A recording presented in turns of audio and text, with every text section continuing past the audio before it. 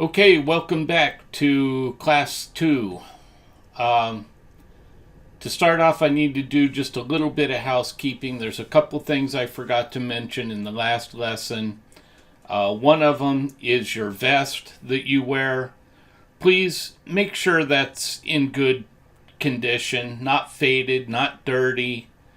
You may even consider buying your own if the company that you work for doesn't give you a really professional vest. And if that option's available to you, you might buy something a little better just to look a little sharper, okay? Second thing is the hard hat.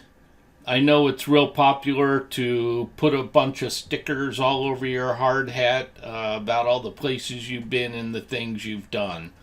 But at a higher level, I would recommend that you only have stickers on there that you're required to have on there, sometimes safety related or possibly the project that you're working on, company name, maybe your own name. I'm an advocate of having your name on your hard hat so people know who you are. If your hard hat's covered in stickers and your company provides it and you can't get a new one, just peel them off, take some WD-40 and wipe it down. All the goo will come off and it'll clean up pretty well. If you have the option, personally, I would buy myself a white hard hat. White seems to be the color that higher level people wear, like engineers, project managers, superintendents, sometimes foremen. If your company is dictating the color of your hard hat to you, then you kind of have to go with what they are requiring. But, a white hard hat kind of gives you that a little bit of an edge, just makes you look a little higher level just because it's a common color for those senior level people. Okay, so let's get started here. I've told you this before that a lot of foremen only have one tool in their toolbox, and this was me when I was younger. Just, yell and scream, wave your arms, stomp your feet, push, push, push. And there's an enormous amount of pressure out there on these projects to get things done in a timely fashion and create a profitable result. And it creates a lot of stress. It really does. Creates a lot of stress for the foreman and the crew alike. And so, I'm going to be introducing you to a new, better type of management system. And this management system has some requirements, in my opinion. The first thing is it should be consistent so that everybody knows exactly what to expect.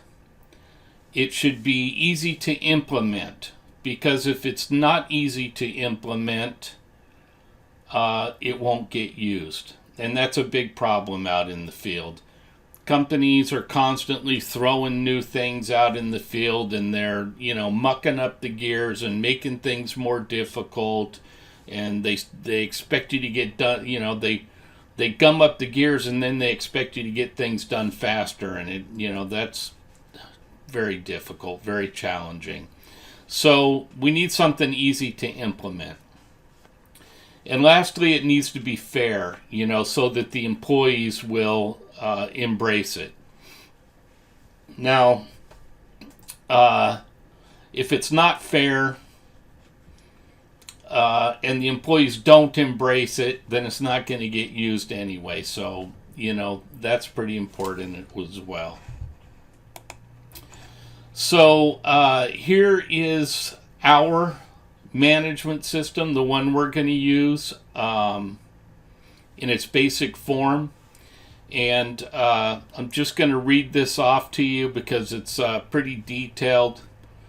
You need to give employees clear instruction, and you need to make sure they understand them. Okay? Like the old saying goes, garbage in, garbage out. If you don't give clear, detailed instruction and make sure they are understood, you'll not get good results. It's that simple. And so we're going to cover some techniques for making sure that you give clear instructions and that they're understood. That's very important. Secondly, if you're dealing with employees that you've not worked with before, you need to check their progress frequently. You can't take it for granted that because someone has the title of journeyman or whatever, or maybe on another project they were a foreman, that they're at the level you need them to be at. You still need to verify that. Whenever you have new employees, you need to test their skills, and you need to know, a lot of times employees are, have certain strengths, okay? And you could have 6 different journeymen on your crew, and they could all have different strengths. So you need to find out what their strengths are so that you can use them to your advantage. This gives you the opportunity to reinforce the skills and habits that you're looking for and eliminate the ones that you don't want. So when new employees come on your crew, or if it's a new crew, you want to pay real close attention to them in the beginning. You need to get them comfortable with your working methods, and you need to get comfortable with theirs. You need to train them to the strengths that you need, okay? You do this by giving frequent positive feedback when they succeed in completing tasks properly, and by giving positive feedback when they do not complete tasks properly. So you're giving them feedback both ways, whether they're doing it right or they're doing it wrong. In other words, by letting them know what you like and what you don't like. This gives them the opportunity to learn how you like work to be performed and to get used to working that way. So it just gives each of you a little time to get comfortable working together. So third, once workers are familiar with your preferences, get out of their way and let them do their job, okay? Now, people notoriously talk about micromanagement like it's a bad thing, and it can be. But there is a place for it, in my opinion. And that is when you have new workers, okay, so you can get them trained the way that you want them to work. You need to give them a lot of attention. Or if you have workers who are screwing up, you need to give those people a lot of attention until they get back on track, okay? But once either one of them are on track, get out of their way and let them do their job, okay? From there on, check on them less frequently, but monitor their progress to make sure they stay on track. If they begin to slide off track, give them immediate reinforcement to get them back on track. If the situation is serious enough to warrant it, go back to step 2 until they're back on solid ground. So if they start slipping, their workmanship deteriorates, goes down the drain, start giving them more attention until they get their workmanship back up to level, and then let them do their work again. I find that people don't like my attention very much. Okay, they like me to let them work and do their job. And as long as they're doing their job and they're succeeding, I'm happy to let them do that. But if they don't succeed, or they're not succeeding, they're going to get a lot of my attention. I'm going to try to be helpful and get them back on track. And if I succeed on getting them back on track, then I'm going to leave them alone again and let them go do their job. That's what they're there for. Okay. Now, once you become the foreman on the project, you're going to be the big boss. And so I want you to close your eyes right now. We're going to do a little exercise, okay? So close them up. Come on. You got them closed? Okay. We're going to imagine that you are the top dog foreman in your company right now. Okay? You're the big boss. And, you got a brand new company truck out there with the company name on it. And, it's all decked out. Beautiful, shiny truck. Everybody's answering to you, and you're the guy or gal who calls the shots and tells people what to do. And man, you say something, people start marching to your orders, and that job site's just running like a Swiss watch, with you just pointing your finger and barking out orders and telling people to go here and go there and do this and do that, and you're just really in charge. Okay, you got the picture in your mind? Good. Now get over it, because it don't work that way. That's not how it works. The more responsibility you have, the more people you have to serve. That's how it works. You have to serve your crew. They don't serve you. Now, after about 10 years of managing projects, I discovered a huge secret, okay, that really boosted my career. Just forced my career to take off once I knew this big secret. And I'm going to share that with you right now. Okay, so here it is. Construction has to do with installing material. Pretty astounding, isn't it? But here's what I mean. When you start a new project, your company will send you out to the job site. They may put a Connex out there, maybe an office even. Put some material in that Connex, probably give you a forklift to unload material.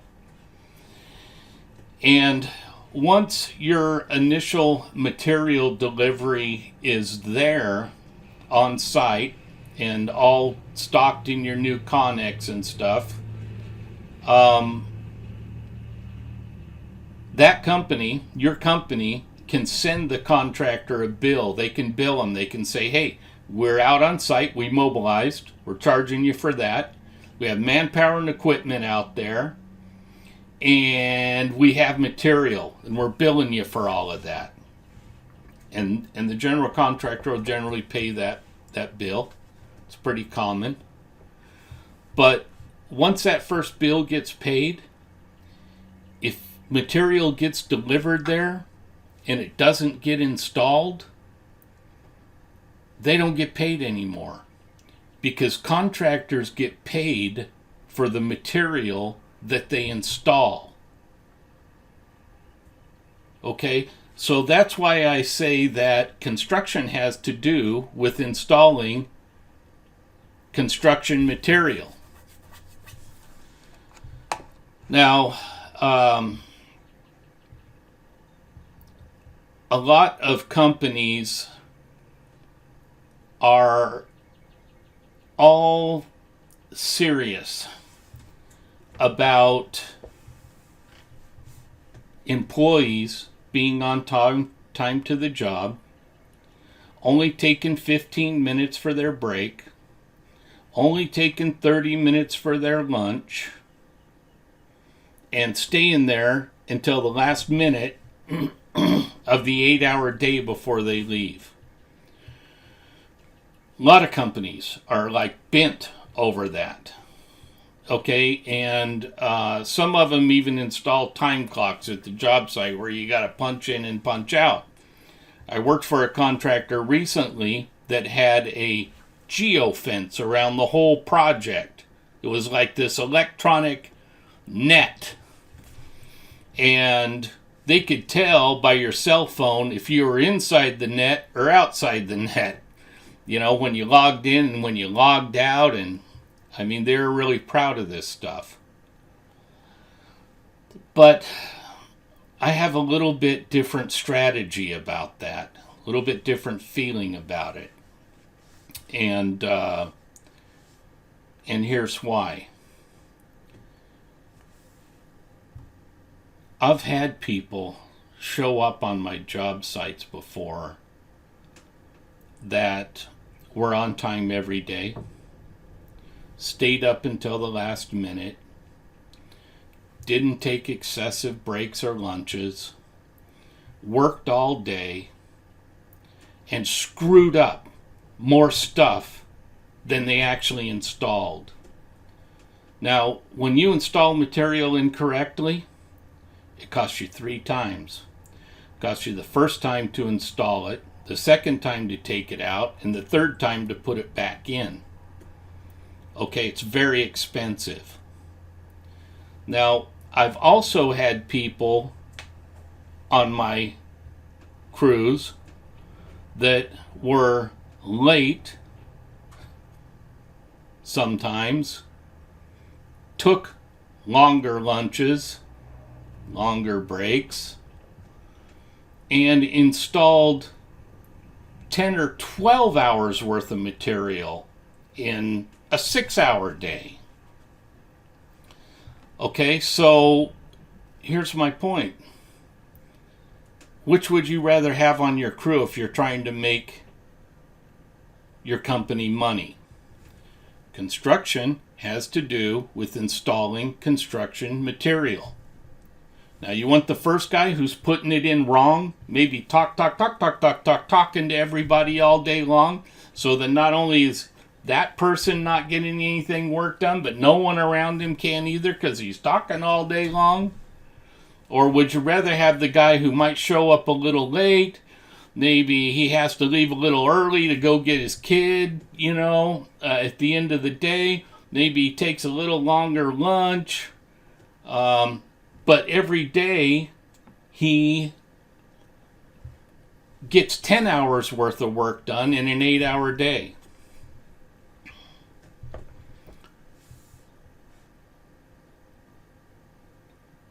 I'm not advocating for letting people break rules, but I am advocating for making allowances, justifiable allowances for people who can install a lot of material, because some can. Now let me tell you a story. In the early 90s, out in California, I wired a church, school, and big fellowship hall. It was the only project in my lifetime that I wired twice, because the first time I got it done, it burned to the ground. And one morning I was getting dressed and ready for work. My project manager called me and said, "Dennis, turn on the news. Your job's on TV. It's on the news. It's burning down." And I thought, oh, crap. What did I do wrong? Turned out to be 2 kids lit it on fire as a diversion so they could steal the candy out of the baseball snack booth. But anyway, I had on that project a young man named Charlie that worked for me. He was a skinny, young journeyman electrician, and Charlie was fast. I was tracking my projects by then, and so I issued specific tasks to each of my workers on my crew. I told them exactly how much time they had to install that material to make the company money, and then I tracked their progress. And I'd give them a 2-week schedule, and by Thursday of the first week, Charlie was usually into Tuesday or Wednesday of the second week worth of material. So, needless to say, I love Charlie. Well, One day I came walking around the corner, I caught Charlie out smoking a cigarette, and it wasn't break time. Charlie got all nervous. And I said, whoa, calm down for a second, Charlie, here. And I said, look, I don't care if you smoke a cigarette. I said, you're one of my best guys. You're install more material than anyone. And if you'll keep the pace that you've been working here on this project, you can come out here and smoke a cigarette any time that you want, as long as it doesn't, kill your production. So Charlie took me up on that deal. Charlie smoked a cigarette anytime he wanted, and Charlie kept on, pumping out the material. He was happy and I was happy. So fast forward to the end, the project's done. Charlie goes off to another project, work for another foreman. Foreman comes walking around the corner one day, caught Charlie smoking, and it wasn't break time. Fired him right on the spot. Got rid of him. That foreman had no idea that Charlie was the most productive guy on his crew, because he didn't know how to track how much material Charlie was installing. All he knew is Charlie was smoking, it wasn't break time, and he was breaking company rules, and he fired him just like that. Now, I went and got all my schedules that showed how much material Charlie installed, and I took him into the office and I dropped him on the project manager's desk, and I said, do you really want to fire this guy? And Charlie was back to work the same day or the next day. Okay, so this is what I want you to focus on. I know companies have a lot of rules, and I'm not a big rule breaker. I probably am a rule bender, but if I'm going to bend a rule, it's because I'm going to get production. I'm going to trade production for that, and I can make some allowances in order to keep my production up. Now, if someone's installing material wrong and talking all day and interrupting everyone else,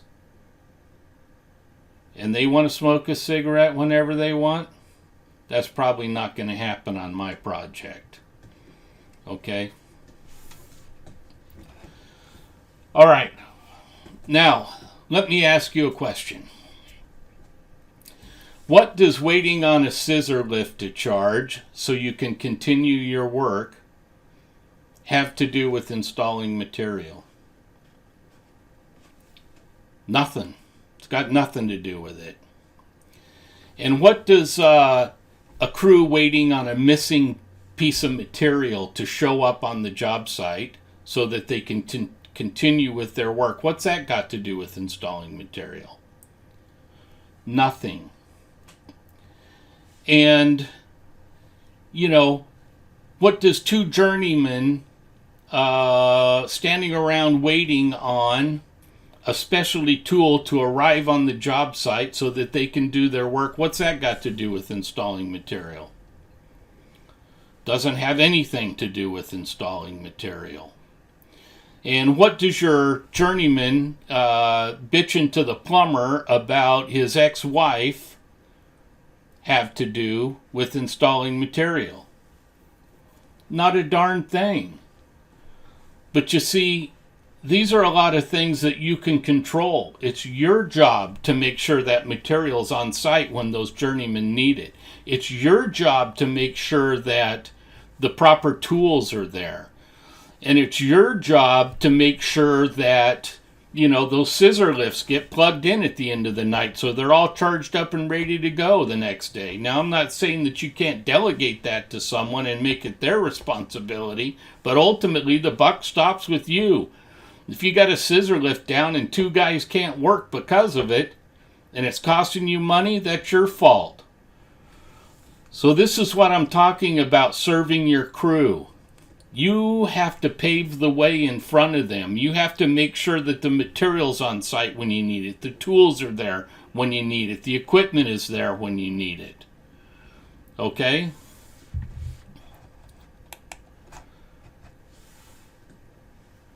And, the point is that, in a perfect world, your crew is out there installing material all day long.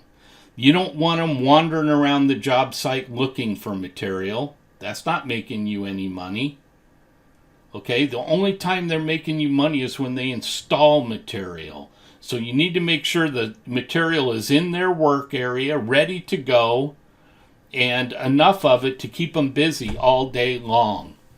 Material, tools, equipment, all of it has to be right there. You also have to have enough manpower, because if you don't have enough manpower to hit your production goals, then you're just going to slowly drown. You know what I mean? You're going to complete the job behind schedule. As a foreman, you need to understand the contract documents, because you're going to need to have the answers for those people, your workers, when they ask those questions. This is part of you serving them. You need the other trades out of your way, so you need to be coordinated with the general contractor or whoever you're working for, to make sure that the other trades and their material and their equipment are out of your work area when you move into it to go to work. So you don't have to trip over all of their stuff and tangle cords up and, slow yourself down. So that's part of your job, which is scheduling, to make sure that the other trades are out of the way and on time for your crew to get in there and get started. All of that, the other trade tools, equipment, material, trash, it all needs to be gone when you arrive. And that's what I mean about serving your crew. You need to make it as easy as possible for them to get in there, install their material all day long. The better you do this, the more profitable your project's going to be. You need to make installing material your number one goal. You need to eliminate everything that you possibly can to keep that from happening. And the better that you become at doing this, the more efficient and profitable your project's going to be. So, it's a great fantasy to think you're going to drive around in your truck all day, your new shiny truck, and, bark orders out the window and have people run and, take care of stuff. The reality is, you need to smooth the way for them. You got a lot of work to do. Now, you have a lot of responsibility, because if you can't get material there when you need to so that they can do their job, you're costing your company a lot of money. Material, equipment, and manpower. Now, I worked with a guy, I still work with him periodically, structural foreman. Like him a lot, does a great job. But his name's Ron, and he does a great job, but sometimes his material is just like, just by the seat of his pants arrives on time. You know what I mean? It's like, you're going, is this going to happen or not? And all of a sudden, whew, the material comes in and everybody goes to work, And so one day I asked him, I said, hey, Ron, what date is it? What's the date today? He said something like, it's the 12th of November. And I said, wrong. And he said, what do you mean it's wrong? Look at my phone right there. It is 12th of November. And I said, no, it's not, Ron. It's the 26th of November. Because if you're not thinking 2 weeks ahead of yourself, you're living in the past. And, you constantly get material here at the last minute, and that don't work for me. So you need to get material on site 2 weeks before you need it, is what I say. You'll be throttled a little bit on that probably by your company, but if you're not looking 2 weeks ahead of yourself and knowing what you're going to need 2 weeks ahead of yourself, you're behind the game. And if you possibly can, you need to have that material that you need 2 weeks from now on your site 2 weeks in advance. It needs to happen. So, as a foreman, now you need to start thinking 2 weeks ahead of yourself. Don't wait till the last minute.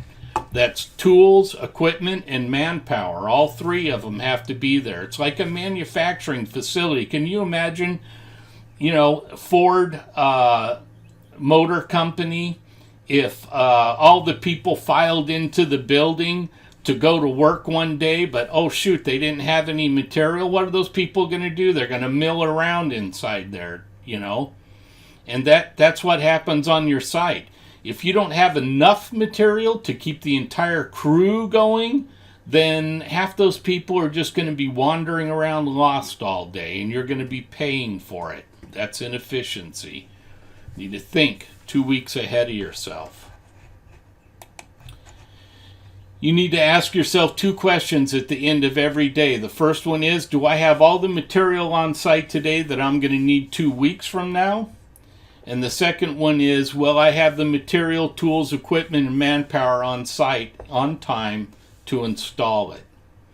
So you need to constantly be worrying about your material, your equipment, and your manpower.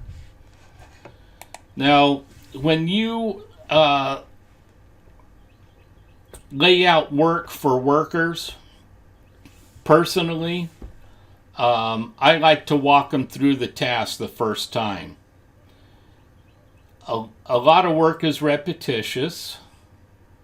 So, once they get going and they're succeeding, you don't have to keep walking them through it just because they move to another room or another area of the job site. They should know how to do that. But the first time they do it, you need to walk them through it, and you need to discuss how you want that material installed. Now, try to leave room for discussion because, everybody does things differently. I know in the electrical trade there's probably 100 different ways to do everything, and 80 of them are probably acceptable. But people get egos, and they need things done just the way they want them. And, as far as they're concerned, if it's not done their way, then it's done wrong, right? But if you if you do that and act like that, you're going to drive yourself nuts. I worked for a guy in Kansas once, and he had a very large business, and, I complained to him several times that his guys, weren't working up to the proper standards. And one time he told me, he said, well, Dennis, if you lower your standards, you'll be a lot happier. And that really bothered me at the time. I'm like, lower my standards. Are you kidding me? Then I'm not going to deliver a good project to you. But he was right. I learned, yes, there's different ways to install material. It might not be the way I would have installed it, but it's still going in. It meets code and it looks good. And okay, so be more flexible. As a matter of fact, people like to have a say about how things are built, and they like to make a contribution, okay? Because it makes them feel good. It makes them feel like they're part of the team, and they came up with a solution, and you used it. So, whenever you can, someone makes a suggestion, as long as it doesn't affect the cost, doesn't cost you more, or, cause you to fail an inspection, or just wouldn't look good, as long as it meets those criteria, let it, as much as you can, let people do things their own way. It just makes them happier, and happy workers are productive workers. They really are. They like to feel like they're making a contribution. So let them make a contribution. It just makes things more enjoyable for everyone. So, happy workers really are productive workers. And, as time goes by, you'll get more comfortable with the people who work with you. You'll get more comfortable with their work style. They'll get more comfortable with your work style. Certainly, you have say over the final decision, and you should, because you're the person in charge, and you're the one the company has faith in, and you need to make the final decision. If you really feel strongly that something needs to go in a certain way, make sure it happens that way. But if you can be flexible, try to do that.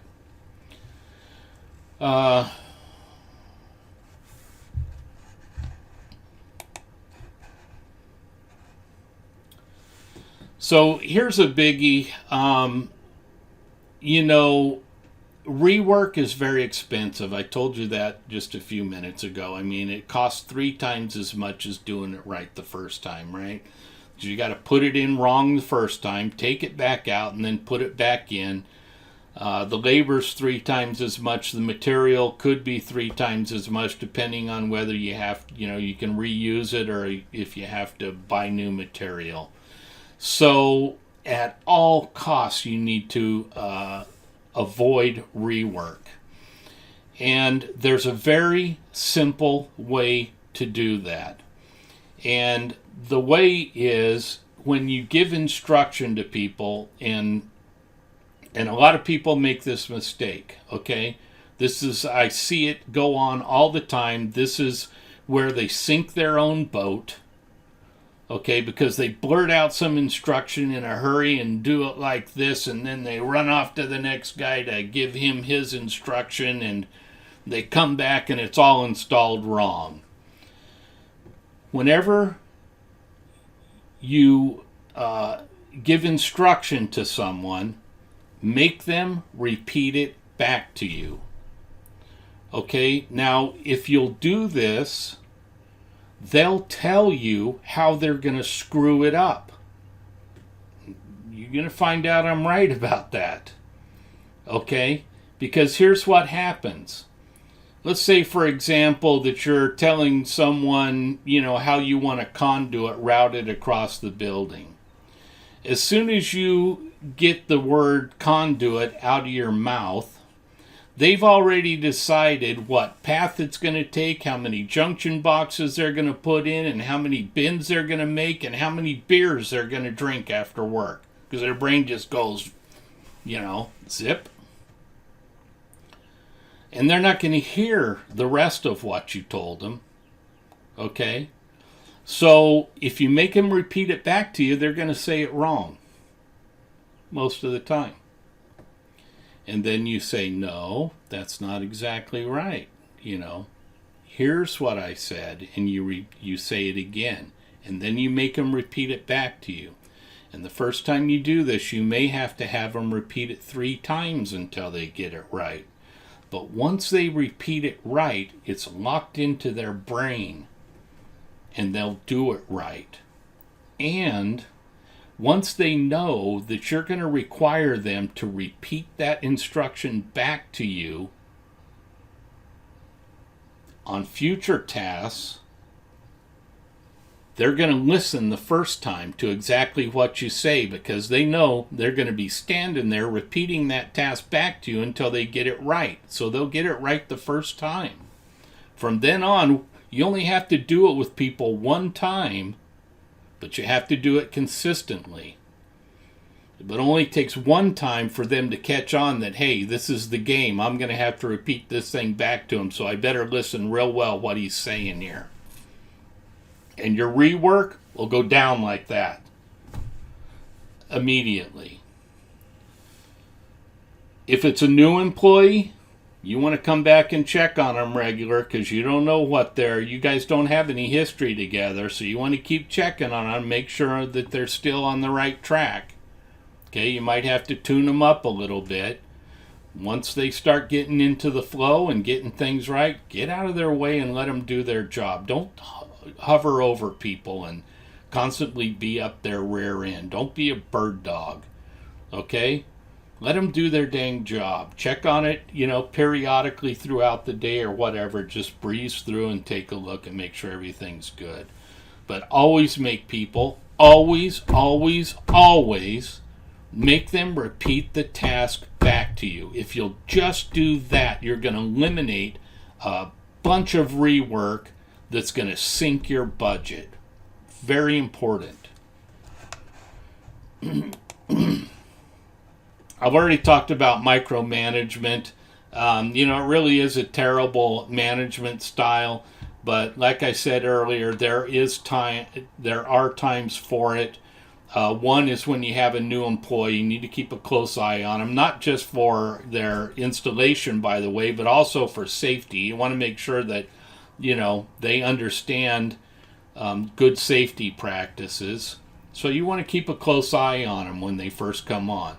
The second one is, you could have an employee, you could work with him for 2 or 3 years, and all of a sudden he's got a personal problem going on at home or whatever, that his head's not in the game, and he starts installing material wrong or screwing up or, whatever.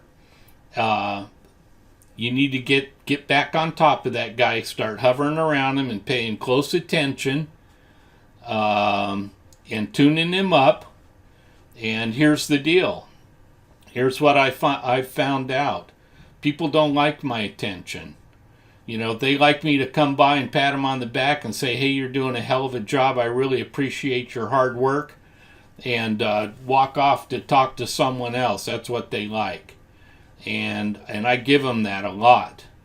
But if they're, making mistakes, and they need my attention, they're going to get it. And they know that. They're going to get it until they start getting it right. And usually once they figure out, okay, Dennis is, on my rear end now, they're going to pull their act together and start doing things right, so because they know how good it feels when I leave them alone. So there are times, I believe, when micromanagement is necessary. New employees and problem employees. Now, years ago, I knew this family that had a problem with their young son. And the problem was that all of a sudden, this kid, I don't know, maybe he's like 4 years old at the time or something like that, he quit pooping. He wouldn't poop, wouldn't give it up. And so they took him to the doctor, and the doctor checked him out, and, wasn't anything wrong with the kid, and, man, he wouldn't do it. He wouldn't do his duty. So eventually they took him to a psychologist, and this guy examined him. And here's what he found out. Here's what he told them. Basically, they were controlling his entire life. They told him what to wear, what time to put it on, how to tie his shoes, what he was going to eat, what time it was going to happen, where he was going to go, how he was going to act.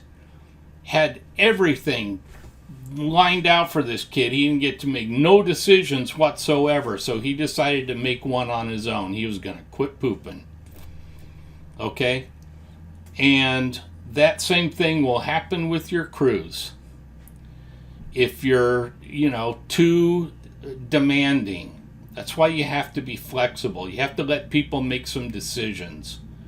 They enjoy thinking on their own and building, constructing something, of their own design and their own strategy and stuff. You see what I'm saying?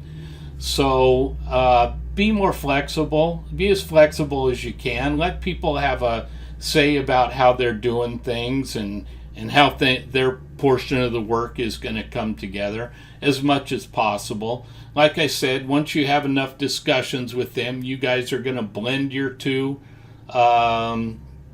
preferences together, and you're going to come up with something that you're both happy with. And from then on, things just start to kind of flow. But don't dictate every little detail to people. Let them do some of their own thinking. That's where micromanagement becomes bad. And I want to talk about brainstorming, because a lot of people, when they become, the leader, like a foreman, they think all of a sudden that they've got to make every decision and they have to know everything, and they can't ever ask for any advice because, otherwise they're going to show weakness, and somebody might get their job, and the heck with all of that. There are times on projects where you're going to come up against something that is going to be out of the ordinary, and maybe more difficult than similar installations that you've come up against for some reason, some site-specific conditions making it more difficult. And when you come, sorry, I guess the wind blew. I thought somebody was knocking. When you come up against something like that, gather your whole crew around. Gather them all around you. And, explain the situation to everybody. And say, hey, does anyone here have a good suggestion on how we can deal with this problem? Now, I'm going to tell you something. That apprentice that's only been on your crew for 2 weeks, he might have been raised on a farm, and his dad might have had him out, welding things together and building stuff in the shop when he is 12 years old. He may have seen a lot of stuff in his day, different things. And that guy or gal, might just spit out a suggestion. And at first it might seem like, ridiculous or whatever.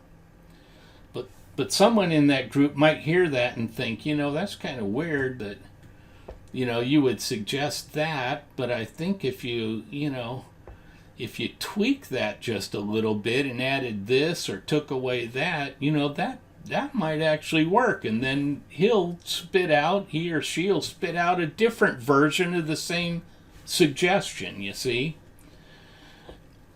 And it will go around the group, and people add their 2 cents, and before you know it, you'll have a solution, a good solution.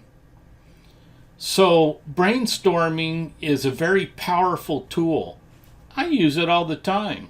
I'm not afraid to call my crew together and say, hey, I got a situation here. I can't decide on the best solution for this, and I just want to ask your guys' opinion before I, pick a solution here.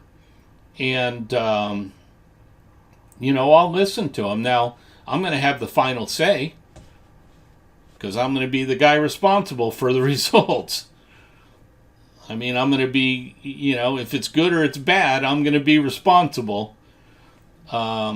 And I'll give credit where credit's due, but I'm going to ask for help. Definitely am. And brainstorming can save your ass in so many ways.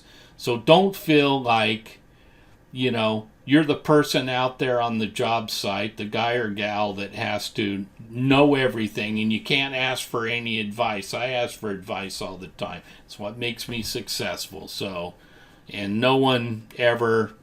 I've had a couple people who, some people have egos and they think, wow, I got to do his job for him or whatever. But, I just let that run off my back like water off a duck. I don't care. Everybody has different experiences, and everybody has contributions that they can make. So brainstorming is a really powerful tool, and you're a fool if you don't use it.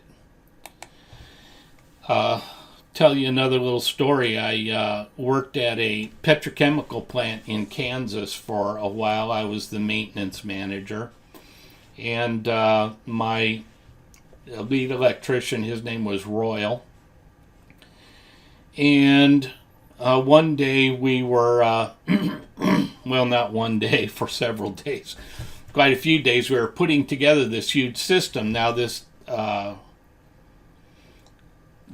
guy that owned this petrochemical company, he had come to America from Palestine to go to college. And while he was here, he married a woman from Kansas.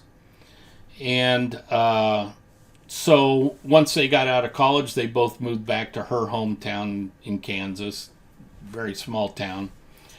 And he worked for a while as a chemist. He had a PhD in chemistry. He worked for a while for a company, a large company, as a chemist. And he started mixing up chemicals in his garage in 55-gallon drums to treat oil wells. And then he'd take them out to the oil well site and he'd treat the well and things that would keep the pipes from corroding or scaling up with, clogging up. And by golly, I guess his stuff worked, because when I went to work for him, he had a whole big plant right outside of town.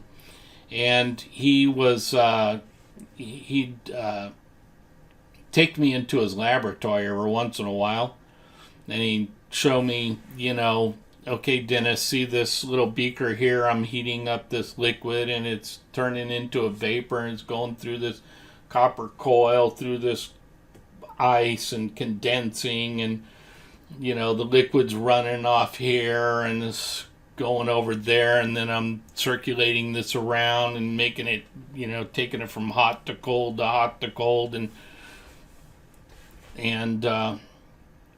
then he'd say, well, now I want to make 2,500 gallons of it, so go buy some equipment and build something for me. So this particular thing that we were putting together was two chemical reactors, which are huge chemical tanks, and they both hooked up to he actually used an oil boiler instead of a water boiler, because when water boils, it turns to steam, and steam creates pressure, and he's scared to death of pressure, so he used oil instead, and he could get these two reactors up to like 550 degrees. And there was, go from there out to a cooling pond. There's a pond with a heat exchanger in there, and a cooling tower, but anyway, a bunch of valves, switching things for different operations between the two tanks and out to the cooling pond and back to the boiler.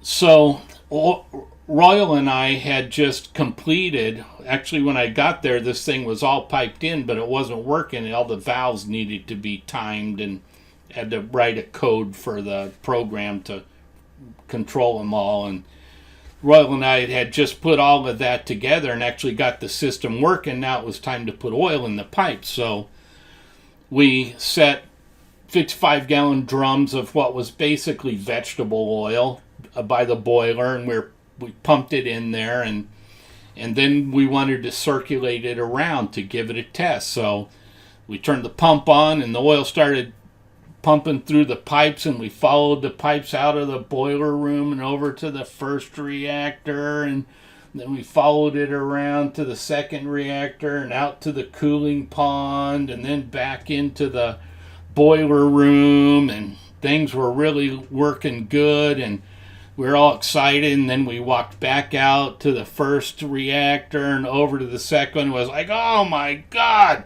there was 55 gallons of vegetable oil on the ground. and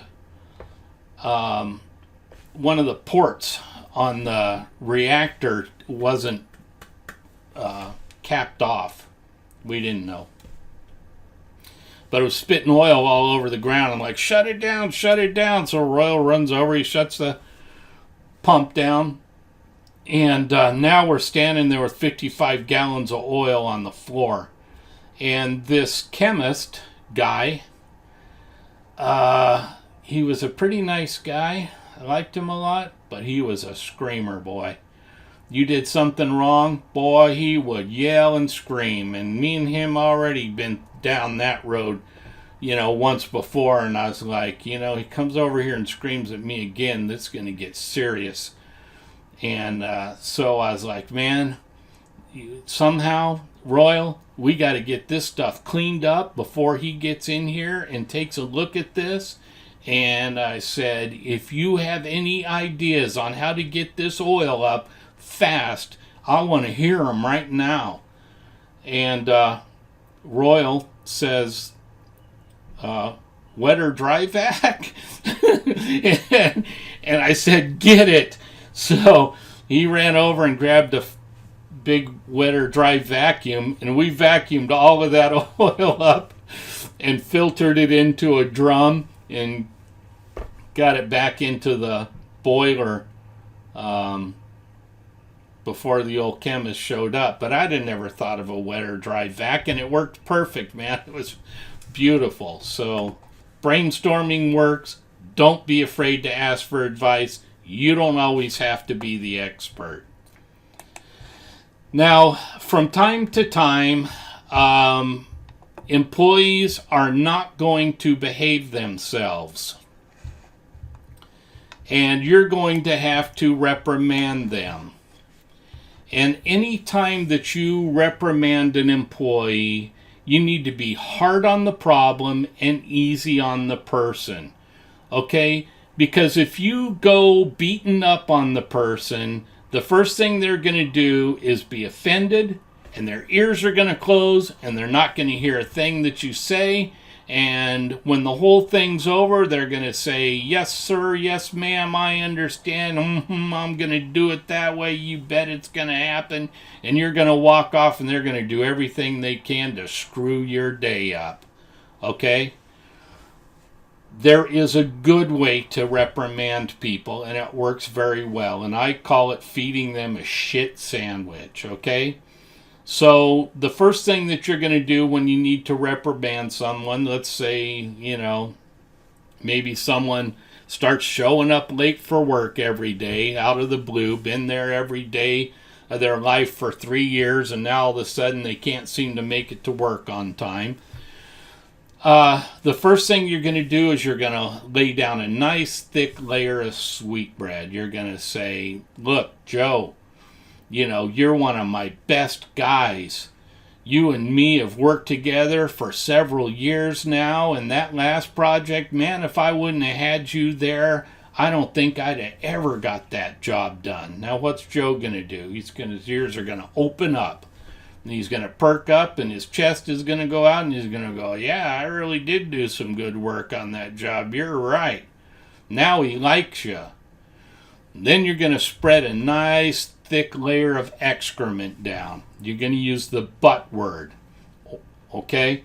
So, but, you really been screwing up lately, man. You haven't been getting to work on time, and you're costing me money, and you know how I like to get my day started, fast in the morning, and you're never here for instruction. Then I got to go over everything with you by yourself again when I've already done it with everybody else.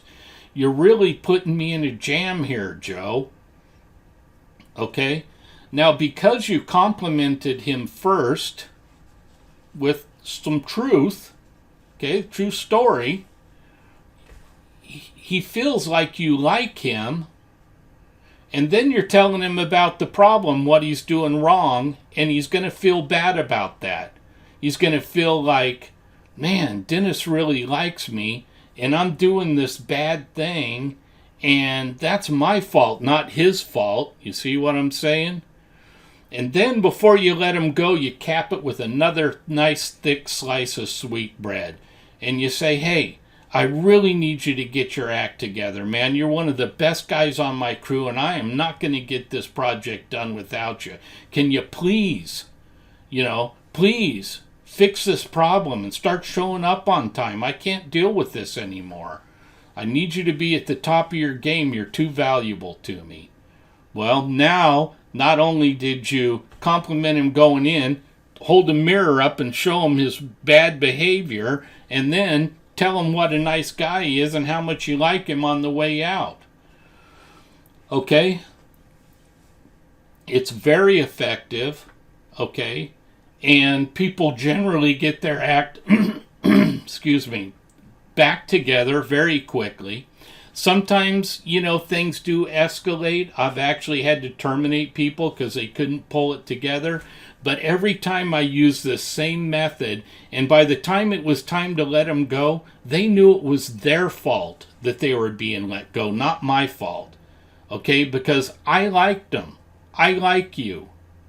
You're valuable to me. But I need you to get your act together. You've got to perform properly. So you need to learn the shit sandwich, and you need to use it. It's a valuable tool. It's the only way that you want to reprimand people. You want them to know that you like them going in. Then you talk about the problem. Then you let them know that you like them on the way out and that they're valuable and they're making, normally make a good contribution to your crew. Now, everyone needs to know that they're appreciated. And this doesn't happen enough in our industry, okay? But you're going to change that. You're going to thank people when they do a good job, okay? You're going to tell them as much as you can. You don't want to overuse it or it loses its value. But when people do good work, you want to let them know that they did good work, and you want to thank them for that, okay? Another thing that I like to do is periodically, I'll line my whole crew up. I'll tell them, right here, single file, every person before the day's over, maybe 10 minutes before they get out of there. The first time that you do that, they don't know what the heck is going on. They feel like a bunch of kindergartners have to line up in a single file. But I make them line up single file, and I start with the first person. I shake their hand, and I said, hey, I want you to know that I really appreciate you, man. You're doing a great job here. I'm so happy that you're on my crew, and I appreciate your hard work.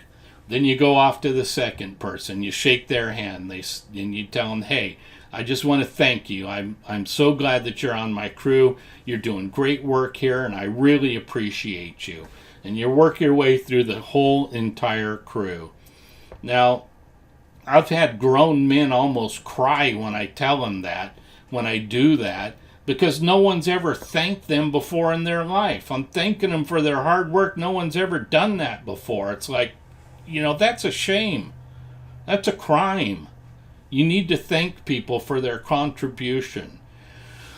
And subsequent times after that, when you tell them periodically, maybe once a month, every couple weeks, whenever you feel like doing it, everybody line up. They're happy to line up, and they know what's coming, and they really appreciate that, you recognize them and their hard work. And, hey, I appreciate the hard work you're doing. I know this is a difficult project, and, man, you're doing some great work, and I really appreciate it. I'm just really glad you're here. Thank people. Thank them as much as you can. Thank them individually, but get them together and thank them as a crew also from time to time. It just, lets them know that, they're appreciated. And to a lot of people, that appreciation is worth more than money. It really is. So this course right here, I packed a lot of stuff in here. This should be the backbone of your management system. You need to practice it, you need to tweak it, and you need to make it your own. I'll be probably posting these videos on the group page so that you can look at them as much as you want, or maybe I'll put them up on YouTube and give you private access or something like that, but I will make them available to you for review. Hopefully you took some notes along the way. Forgot to tell you to get a notebook and pen out, but from here on out, make sure you got your notepad and your pen with you when I start talking, because I'm going to be covering a lot of deep stuff from here on out. Okay, I love you guys, and thank you very much for being here.